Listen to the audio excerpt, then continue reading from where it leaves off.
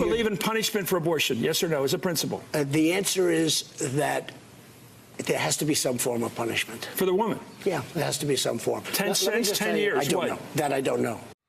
Hey guys, welcome to the Political Corner, and it's been a while since we touched on an international story of some kind, probably because we had our own elections here that were just absolutely riveting, but we have like 2 seconds to actually see what's happening in the world.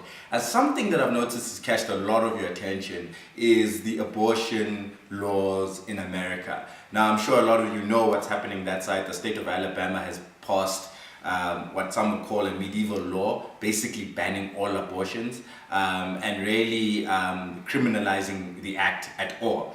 Now, I would just want to give you some context as to what is happening in America and why this signals a very scary future for women's rights to basically make a choice about their reproductive systems, right? So first and foremost, in the 1970s, right, there was something called Roe versus Wade, which was passed by the Supreme Court, which is the highest court in America.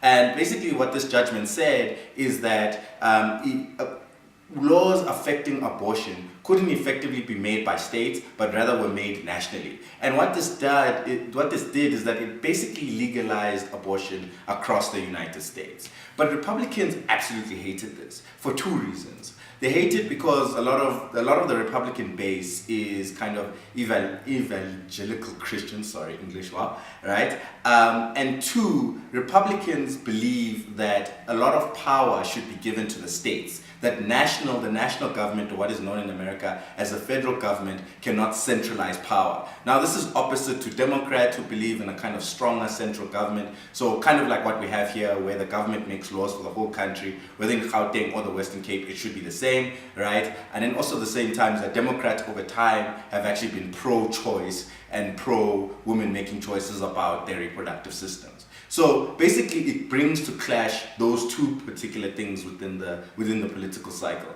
The conservative ideas about abortion, right, in terms of, that's what the Republicans are for, and then two, the idea of who has power, the state or national government, or in the case of America, the federal government.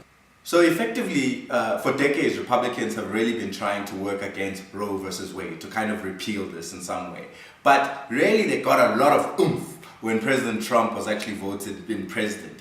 And what also, President Trump was voted in as a Republican president in a time when a lot of the Supreme Court judges are actually going to retire because they're pretty old. And he actually got his first major chance with Brett Kavanaugh. Now, we've seen in America that it's like more and more the Supreme Court is actually becoming very partisan. When presidents appoint a Supreme Court judge, it's normally because that person is like known that will take Republican kind of stances or will take stances that, you know, like influence the Democrats in a good way. And obviously with the whole like nomination process of Brett Kavanaugh, who's the latest judge, we've now seen the bench slide into the right? Because now the judges who are known for being more conservative have actually got more sway, there's more numbers of them. And so effectively what's happening by Alabama passing this law, right, one of the things they really want to happen is that someone appeals it, and when they appeal it, it goes to the Supreme Court, and there they get to repeal Roe versus Wade. And what effectively happens, it gives all the states who are in kind of Republican hands, especially the ones in the South, power to actually legislate their own abortion law. But really, like we've seen in Alabama, and a lot of people have highlighted effectively, is that one, the decisions that are being made on women's reproductive rights are being made by men, and effectively white men, right? And especially in states where there's a lot of poor minorities who are effectively women and who will be disproportionately affected by these particular laws because they don't have a lot of money to go outside of states. And effectively at the same time, because these states tend to be conservative, they don't offer sex ed education and they don't actually give a lot of women options about how they can actually manage their reproductive system. So they don't give them like education on contraceptives, access to contraceptives, and in fact have been having like campaigns against groups like Planned Parenthood, which try to bring that type of education into schools and give it to those women who tend to be underserved by the American health system, which as we know is in a mess, right? So the problem here, like I've mentioned, is that it's going to actually hurt a lot of these minority groups, especially black women in these particular places.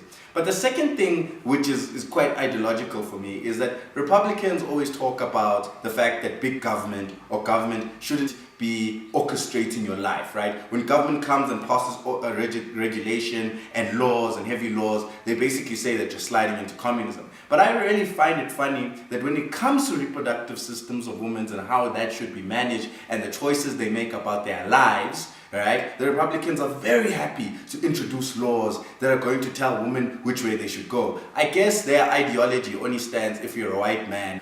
But the second issue, which a lot of Democrats have actually talked about, is that in these particular states, a lot of Republicans also have the belief, I'm sorry for saying a lot of, I mean legislators, because sometimes there's a difference between legislators and the people who actually have the power and the people who vote for them in terms of how they think. But a lot of Democrats have actually spoken about the following, that in a lot of these states, they've been pulling away funding from social programs that actually helps poor kids growing up, in the projects and etc. like that.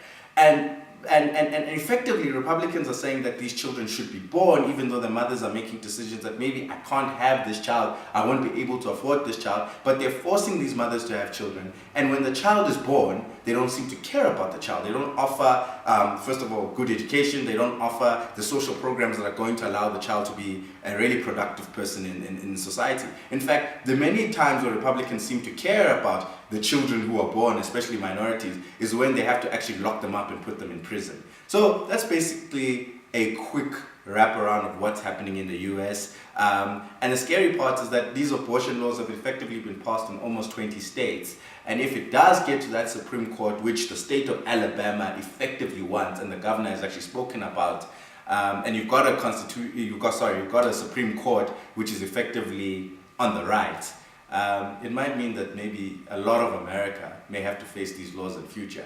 And that's very scary. A country that says that it is the most industrialized and most technologically advanced country in the world, sliding into the Middle Ages about basically if women can have the right to choose about what happens to their bodies, is really scary.